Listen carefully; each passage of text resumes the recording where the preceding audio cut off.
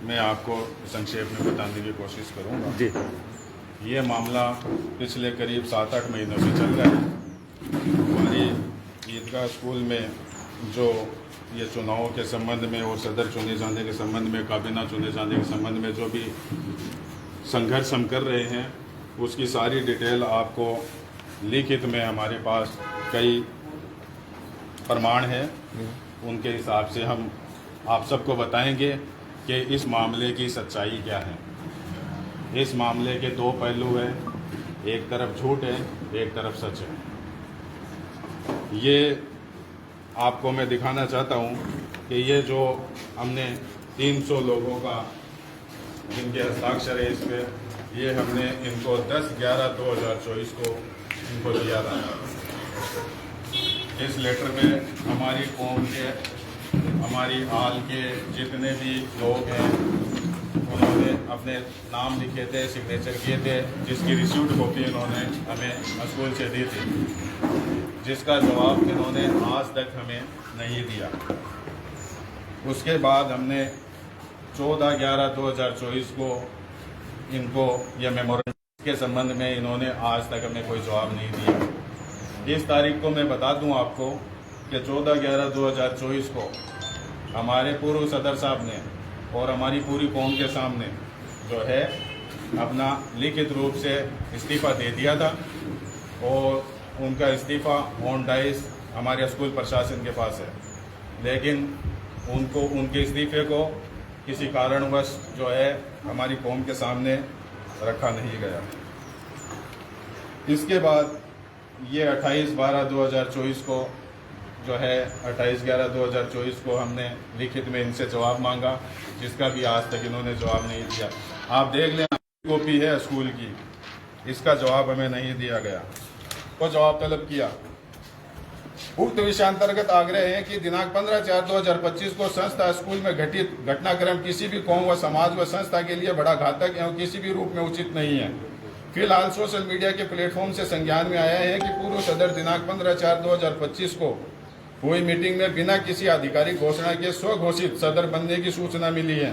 बड़े अफसोस और खेद की बात है कि पूर्व में 2 दशक से पद पर रहे सदर द्वारा ऐसी स्थिति परिस्थिति में अपने आप को ऐसे स्वघोषित सदर मान लेना गंभीर एवं चिंताजनक स्थिति उत्पन्न करता है। अब क्या हमारे इस इदारे व संस्थान में ऐसे तरीके से सदर चुने जाएंगे? क्या ऐसे कृत्य किसी भी रूप में पूरी कौम व समाज की सर्वसम्मति की परिधि में आते हैं? ऐसे तो तानाशाही व अराजकता की स्थिति उत्पन्न करके कोई भी व्यक्ति संस्था के किसी उच्च पद पर गैरकानूनी रूप से कब्जा कर सकता है एवं सभ्य समाज, कौम व संस्था के लिए उक्त स्थिति किसी भी रूप में उचित एवं मान्य नहीं हो सकती। दिनांक 15/4/2025 को स्कूल संस्थान में आम कौम की सभा बुलाई गई थी, जिसमें कौम के सैकड़ों लोगों ने शिरकत की। सभा में हम भी मौजूद रहे। सभा 11 बजे से 2 बजे तक हुई। 1 घंटे से ज़्यादा सदर साहब जो महबूब देवड़ा साहब ने माइक पर अपना भाषण दिया, जिसमें उन्होंने चुनाव कैसे होंगे उस पर अपने विचार और अपनी राय रखी। उन्होंने यह कहीं नहीं कहा कि आज चुनाव है। सही बात है। उसके संस्था इस्लामिया सीनियर सेकेंडरी स्कूल ईदगाह का अपने निजी फार्म हाउस पर स्वघोषित सदर नियुक्त कर लिया गया। प्राथमिक रूप से ये स्पष्ट किया जावे कि यह खबर सत्य है अथवा झूठ। ये हमने उनसे जवाब मांगा है, वो पढ़कर बता रहा हूं मैं आपको। क्या यह विधिक रूप से सही है अथवा गलत? यदि कोई चुनावी प्रक्रिया की पालना की गई है तो उसका उल्लेख करें। उस प्रक्रिया में मिनट्स ऑफ रिकॉर्ड की प्रमाणित प्रतिलिपियां हमें उपलब्ध करवाए, क्योंकि जो गैरकानूनी व गैर संवैधानिक तरीका अपनाया जाकर अपने आप को इस प्रकार स्वघोषित सदर घोषित किया जा रहा है, वो पूरी तरह गैरकानूनी व संस्था के संविधान के भी विरुद्ध है। हमारा संस्था का संविधान भी इस संबंध में बना हुआ है। उस संविधान की भी जो है वो धज्जियां उड़ाई गई है उसमें। इस गैरकानूनी व गैर संवैधानिक प्रक्रिया के माध्यम से स्वघोषित सदर एवं उनके द्वारा गठित गैरकानूनी कमेटी के मेंबर भी इसके पूर्ण जिम्मेदार होंगे। इसे अति आवश्यक समझे एवं इसका लिखित रूप से ईमेल मिलने और प्रतिलिपि मिलने पर 24 घंटे में इसका जवाब देने की मेहरबानी करें। ये हम 20 तारीख को इनसे जवाब लेने के लिए आए, तब इन्होंने जो है 20 तारीख को स्कूल प्रशासन ने हमें ये कहा कि आपने जो पत्र दिया है उन पत्रों की सभी प्रतिलिपि सदर साहब को भेज दी। उन्होंने 3 दिन का समय मांगा है जवाब देने के लिए। हमने कहा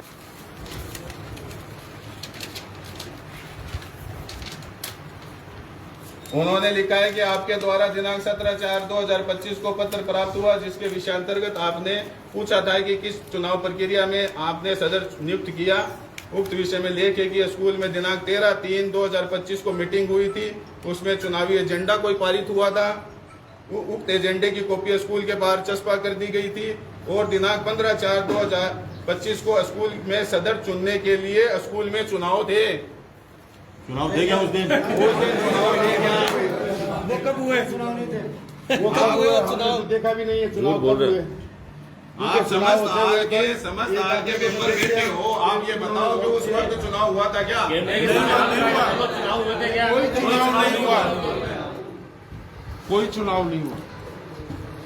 किसी भी तरीके का कोई चुनाव। इसके बाद उन्होंने लिखा है कि 15/4/2025 को पारित एजेंडे के अनुसार चुनाव करवाया गया, जिसमें हाजी महबूब का देवड़ा को खांची कौम की सभी आल ने सर्वसम्मति से सदर चुन लिया गया। यह चुनाव भी ईदगाह स्कूल के पूर्व में जैसे सदर चुने गए हैं, वैसे इस बार भी हाजी महबूब देवड़ा को सदर नियुक्त किया गया। ये जवाब उन्होंने दिया है। क्या है ये? तो आप समस्त आल के लोग बैठे हो, ये सारी प्रक्रिया मैंने लिखित रूप में जो हमने जो है ये कार्रवाई की है आपके सामने रख दी है।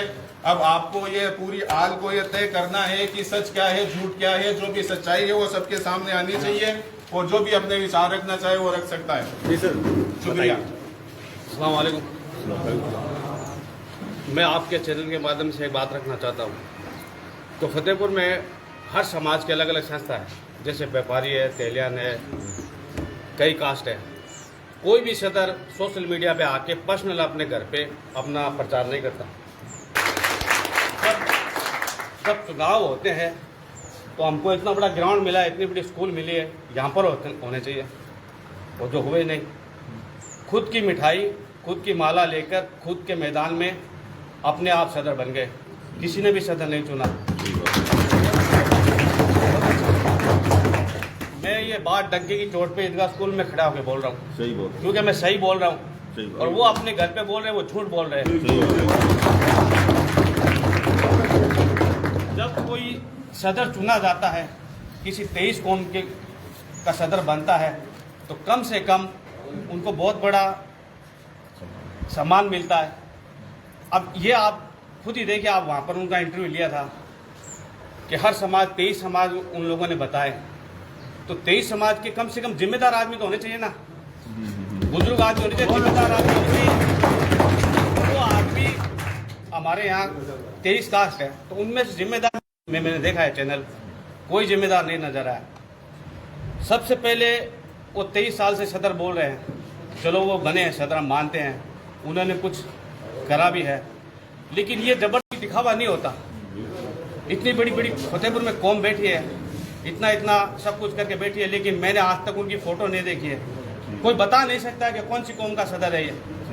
और इन्होंने प्रचार कर दिया खुले, अपने आप जा रहे, कहीं व्यापारी में जाके माला पहन रहे, कहीं अपने ग्राउंड में फार्म पे जाके माला पहन रहे। अरे भाई ये क्या है?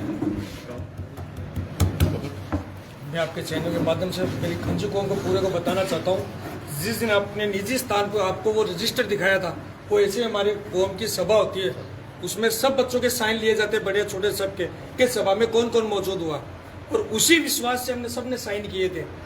लिए तो ये तो पूरी कौम और बच्चे के साथ विश्वास खाते हैं, आगे हमारी बात पे कहाँ साइन करेंगे?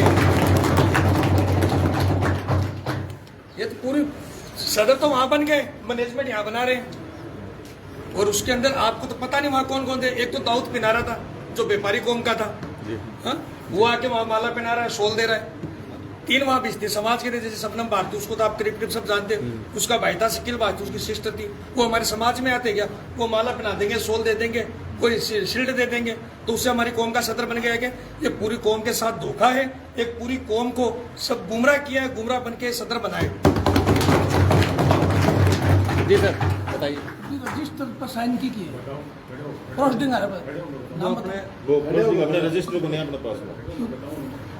सवाल पूछते हैं। स्कूल का रजिस्टर गायब हो गया। मीटिंग में जो लोग मौजूद थे उन्होंने साइन किए, फिर एक शेर के माध्यम से मैं अपनी बात शुरू करता हूँ जी कि मोहब्बत मिट नहीं सकती जमाने के मिटाने से, ये वो तूफान है जो उभरेगा दबाने से। अजल से तू मिटाने की हमें करता है तदबीरें, भला हम कब मिटे हैं आसमां तेरे मिटाने से। आपके चैनल के माध्यम से मैं मेरी कौम के उन गैरतमंद और मोअज़्ज़िज़ हज़रात से मुखातिब हूँ जो 15 अप्रैल को स्कूल के सहन में इस इजलास में शामिल हुए थे, और उन सभी से मैं दरख्वास्त करता हूँ कि वो जो जितने लोग यहाँ मौजूद थे अपने दिल पर हाथ रख करके ये सोचें और ये बताएं और ये डिसाइड करें कि उस दिन किसी किस्म की कोई चुनाव प्रतिक्रिया, कोई एक्टिविटी हुई थी क्या। क्योंकि चुनाव का तो कोई एजेंडा ही नहीं था। हमने स्कूल प्रशासन को और साबिक काबीना को एक फार्मूला दिया था बेहतर एजुकेशन सिस्टम चलाने के लिए, उस पर डिस्कस होनी थी और उस पर डिस्कस भी हुई, और उस इजलास की निजामत, उसका संचालन यूनुस हेडमास्टर साहब कर रहे थे। कोई गतिरोध नहीं था। हालांकि उस इजलास में साजिशें और बदमाशियां चरम पर थी, लेकिन किसी किस्म का इंतजार न हो इसलिए हम सब बर्दाश्त करते रहे और खामोश रहे कि चलो इजलास सही तरीके से चल रहा है। आखिर में ये सर्वसम्मति बनी कि कौम के 11 मोअज़्ज़िज़ हज़रात एक कमेटी बनेगी, और वो 23 साल 22 साल जितनी भी है उनमें से एक एक आदमी या 2 आदमी पढ़े लिखे लेंगे। उसमें शर्त ये थी कि जो भी शख्स कमेटी में आएगा उसका ग्रेजुएट होना जरूरी है और वो किसी राजनीतिक पार्टी से जुड़ा हुआ न हो। इस बात पर सहमति हुई। वो कमेटी के गठन के लिए 11 आदमियों के लिए कहा गया। उसके बाद हेडमास्टर साहब ने इजलास के समापन इख्तिताम का ऐलान किया। लोग अपने अपने घरों को चले गए। 5 बजे सोशल मीडिया के माध्यम से पता चलता है कि फार्म हाउस पर है और सदर साहब ने माला पहन करके और ये ऐलान कर दिया कि मैं चुना गया हूँ और मैं सदर बन गया हूँ। समझे ना, ये कतई झूठ है। मैं कौम के उन पढ़े लिखे मोअज़्ज़िज़ लोगों से अपील करता हूँ जो फतेहपुर के बाहर जयपुर रहते हैं, बम्बई पूना रहते हैं, बैरूनी मुल्कों में रहते हैं, वो अपनी चुप्पी को तोड़े और ये गतिरोध जो बढ़ता जा रहा है, खुदा न खास्ता अगर कोर्ट तक पहुंचा तो कौम को पहले ही बहुत रुसवा कर चुके हैं हम, और कौम रुसवा हो चुकी है। इसको और रुसवा होने से बचाए, ये सबकी जिम्मेदारी है। सबको इसके अंदर बोलना चाहिए, अन्यथा बहुत जल्द पूरी कौम की मीटिंग इसी ईदगाह स्कूल के परिसर में हम लेने वाले हैं। तो ये गतिरोध ज़्यादा न बढ़े, इससे कौम का नुकसान है। तो इससे जो दानिश्वर है कौम के बुद्धिजीवी लोग हैं उनको आगे आना चाहिए। आबरू सबकी बराबर है, किसी एक आदमी की आबरू जाती है वो पूरी कौम की आबरू जाती है। बेशक